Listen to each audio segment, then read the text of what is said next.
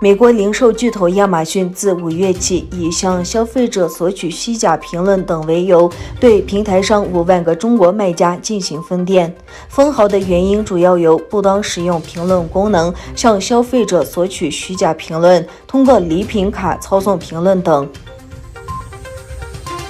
塔利班宣布将在阿富汗建立一个包容性的伊斯兰政府，并会见了前总统卡尔扎伊、民族和解最高委员会主席阿卜杜拉和伊斯兰党领袖郭尔贝丁、西科马蒂亚尔。政治处成员埃内斯哈卡尼主持了代表团。美国撤军后，阿富汗政府迅速垮台，阿富汗局势的发展引发台海两岸的关注和热烈讨论。这波以美声浪中，中国官媒发表社评称，台湾当局需要从阿富汗吸取教训。中国官媒以今日阿富汗，明日台湾的说法，质疑美国诚信和蔡英文政府的亲美路线。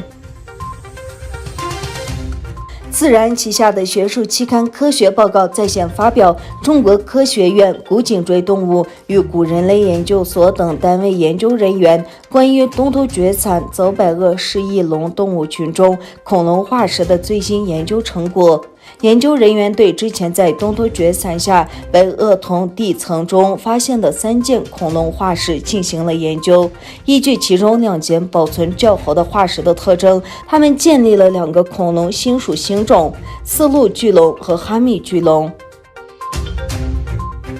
土耳其大国民议会议长穆斯塔法·桑托普接见了韩国议会议长朴槿熙。桑托普强调韩国是土耳其的血兄弟，并表示始于朝鲜战争的兄弟情谊正在逐渐扩大。韩国议长还提醒土耳其在朝鲜战争期间的支持，并表示韩国目前的发展得益于土耳其士兵的努力，我们只称土耳其为兄弟国家。